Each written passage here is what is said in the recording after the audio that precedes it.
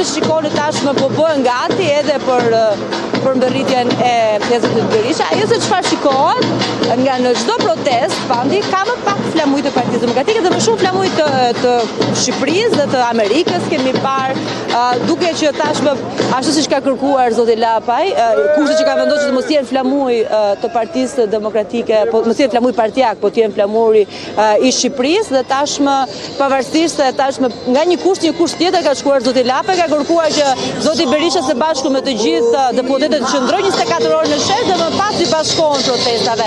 Pasi në momentin që ne raportojmë, ata janë zhvendosur tek bunkeri pas podiumit, në momentin që largohen protestuesit e zotit Berisha së bashku me të gjithë deputetët, atëherë vinë sërish për të vendosur përpara selisë të qeverisë. Vendosja që ndodh çdo të hënë kur Partia Demokratike ka foltoren para goditës së kryeministrisë, apo edhe në ditët që ka dhe protestën kombëtare dhe zoti Lapaj me mbështetësit e tij kthehen kur gjithçka ka përfunduar në organizimin e Partisë Demokratike dhe opozitës. Kanë kaluar gati 32 minuta nga ora e njoftuar për nisjen e protestës së sotme, e 4-ta kombëtare e Partisë Demokratike që nga dhjetori vitit të shkuar. Asnjëherë në fakt nuk ka nisur në orarin fiks dhe të njoftuar një tubim dhe një protest e Partisë Demokratike. Edhe në oborin e Selis Blu shikojmë flamujt amerikan dhe flamujt e Bashkimit Evropian dhe flamujt shqiptar, padyshim siç edhe raportoi Fiorella Veleshi, me atmosferën para godinës së kryeministrisë, më pak flamujt Partisë Demokratike dhe bie në sy ata të Shteteve të Bashkuara të Amerikës, Bashkimit Evropian dhe flamujt shqiptar. Janë demokratët në pritje të daljes së Sali Berishës dhe drejtuesve të kësaj partie për të marshuar drejt godinës së kryeministrisë,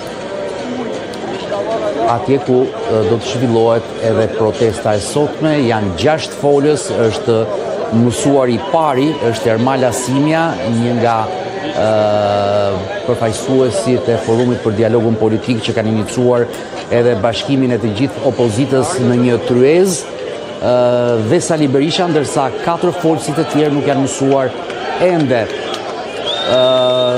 Igli Çelmeta është paralelisht nga bulevardi Dëshmorët e Kombit, por jemi me pamjet e drejt për drejta edhe në selinë e Partisë Demokratike, ku nga ovacionet arrim të kuptojmë që Sali Berisha ka dalë para protestuesve dhe ka nisur marshimin drejt kryeministrisë. Apo gaboj Unesti?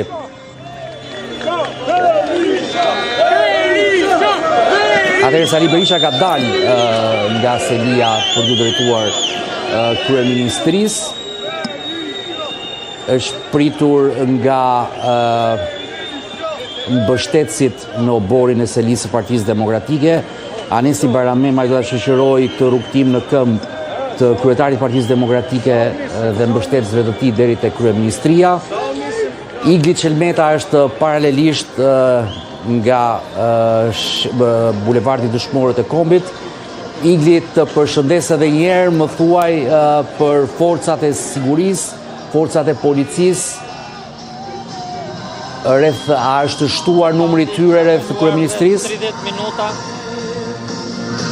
Kanë kaluar rreth 30 minuta që forcat e policisë janë vendosur para kryeministrisë me qëllim mbarvajtjen e rendit dhe të sigurisë për protestën, e cila pritet të nisë nga momenti në moment, pasi kryetari i Partisë Demokratike zoti Sali Berisha është nisur nga selia e Partisë Demokratike për të mbërritur pra në shesh para kryeministrisë dhe të nisë zyrtarisht edhe protestë. Shkojmë tek Fiorella të kërkojnë ndjes Igli, shkojmë tek Fiorella Veleshi me Fatmir Bediu. Do shkojnë në SBA, ndërkohë ai do kthehet nga Shtetet e Bashkuara të Amerikës. Po unë mendoj që ishte një takim normal ku Shqipëria përfaqësohet, ai është kryeministri i vendit. Nuk di që të ketë ndonjë kaq të veçantë, do të Trumpi ndërtoi një bord dhe Shqipëria ishte pjesë e këtij bord. Dhe kjo gjeti mbështetjen e gjithë kuvendit të Shqipërisë, nga ana e para. E dyta ajo që është absurde është sjellja e Edi Ramës duke vendosur emrin e tij në ligj. Shqipëria nuk përfaqësohet me Edi Ramën, Shqipëria përfaqësohet si Shqipëri. Dhe në momentin kur është Edi Rama është dikush tjetër që zvendçon. Dhe partneriteti me Shtetet e Bashkuara të Amerikës është jashtëzakonisht i rëndësishëm.